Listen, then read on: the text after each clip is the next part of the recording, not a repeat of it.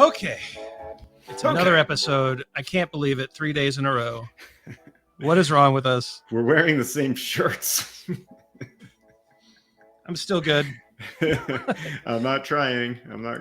All right. Well, we're having a little fun, everybody, but we hope you're enjoying the shows. Welcome back. It's another episode of Your Daily Scrum with Todd Miller and Ryan Ripley. We're professional Scrum trainers with Scrum.org. We're pro Kanban trainers with prokanban.org. Mm-hmm. What else do we do, Todd? I think we're actually IC Agile trainers as well. We teach a bunch of stuff, right?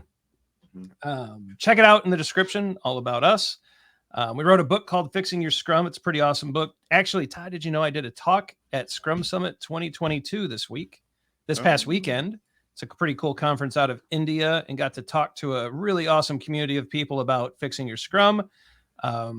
And so they were really excited about that. It's a good book. At least I hope it's a good book. We had a good editor. She made us sound really smart. So check that out. Links are in the description. So we hope you like that. Speaking of like and subscribe, never miss an episode. All right, enough of that. We're a minute in. We need to start talking Scrum. All right. What should a Scrum team discuss at the sprint review, Mr. Miller? Should we just go back and forth on this one? Yeah, I was wondering, so I had some thoughts here. Could it make sense to set some principles and then we go back and forth? Yeah, let's set some principles. I don't know what you mean by principles. An idea for I'm going to let you set them. Maybe principles too bougie. Maybe it's too fancy for us. What I'm thinking here is swing thoughts. Just things that we need to keep in mind as we come up with our agenda for a sprint review. And I think the first one is, if I'm a product owner, what do I need to learn to adapt my product backlog? What do I need to get out of this so that I have the latest and greatest information going into the next sprint, right? Yeah. What do I need to know so that I'm confident that during the next sprint, we're doing the right thing? Does that make sense? Yeah. You know what's interesting about that? That question in and of itself, the potential answer to that is going to change every sprint. Mm-hmm. So for us to say what a Scrum team should discuss at a sprint review, I think now we're talking meta and whatever, bougie and principles. There are a plethora of different inputs that you could bring into the sprint review, but that doesn't necessarily mean you bring all of them. Right. You bring what is the most relevant at that very moment so that the product owner can get the answer to the question that you just asked.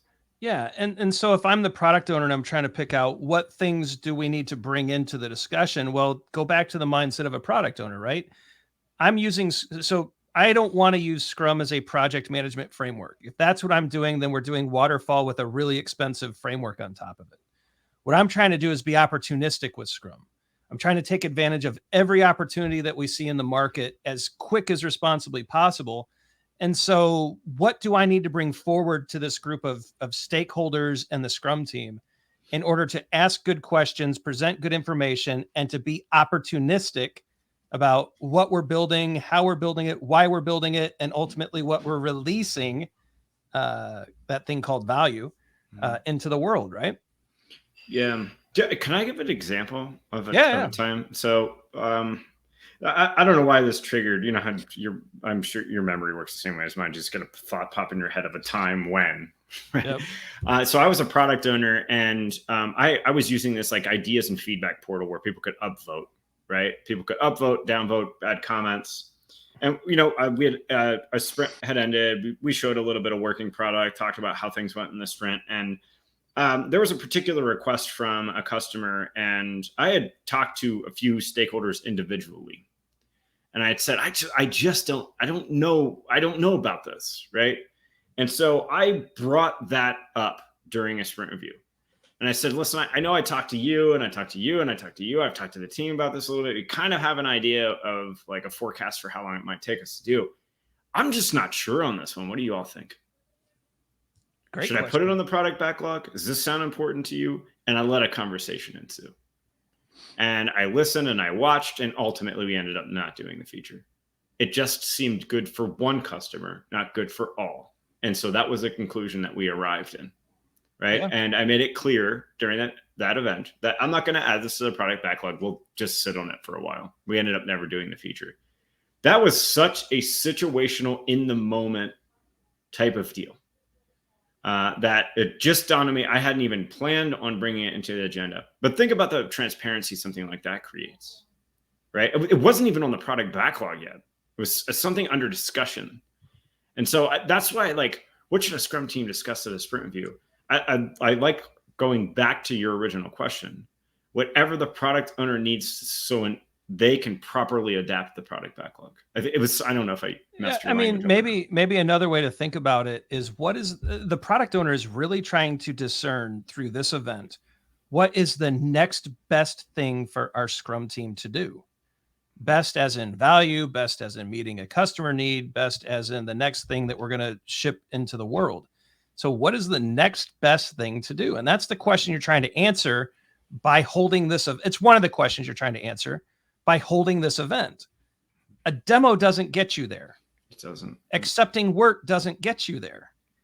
A collaborative, engaged discussion with customers, stakeholders, the Scrum team, subject matter experts, regulators. I mean, whoever. I mean, I can remember project or product meetings or events where we had the FDA with us, and it was, hey, this is what we'd like to do. What are we allowed to do? You know, and that. Yeah. And that's an extreme example, but it's maybe you have design reviews or you have architectural review teams, and so you get them in the room. And so what is the next best thing to do given our boundaries and constraints and budgets? And which means you have to talk about the boundaries and constraints and budgets and all the things happening in the market and the feedback. And so if we're not bringing that stuff forward to try to figure out what is the next best thing to do, we're wasting the opportunity that this event brings forward. Yeah. And it could be the next best thing to do for what is meaningful right now. Yep. Think about this one. Think about this agenda. Don't just wave it off, right? And product owners, we love you. We're former product owners. We have a lot of respect for you, but you don't know unless you have data or a stakeholder has told you. Mm-hmm. You don't know. Okay? Mm-hmm. You got to reach out. You got to pop the bubble. You got to go out there and get the data. You got to go out there and have the conversations, because you might have a hunch. But to Todd's point, he sat down with stakeholders and said, hey, I don't know what's, and it ended up the feature didn't even make it on the product backlog. Mm-hmm. You need that feedback. You do. You really do. You really do. It's a lonely mirror to look in without it. Yeah. And it's all on you. Yeah. It's risky. It's there. You're taking on a ton of risk. And quite honestly, it's bad stewardship of the funds you've been trusted with. So get that feedback, set a good agenda, figure out what the next best thing to do is, protect the investment, focus on that value, and let us know how it goes. All right. Be sure to like and subscribe so you don't miss any future videos. Leave us your comments below. What do you think? Have we missed the mark? Is there a better principle? Is there a better question? We would love to know it. And maybe it'll turn into a future video. Check out our socials. We do a lot on LinkedIn and Twitter, especially. Hit that bell. Make sure you get the alerts. Some videos are going to pop up. It's our 2 courses. They're totally free. All you got to do is sit down and watch them here on YouTube, and then go take your test. Head over to scrum.org, buy your assessment, pass your test, conquer the world. For Todd, I'm Ryan. Go forward, do some great Scrum things. Figure out what the next best thing to do is, especially if you're a product owner. Let us know how it goes in the comments, and we'll see you tomorrow. Good luck.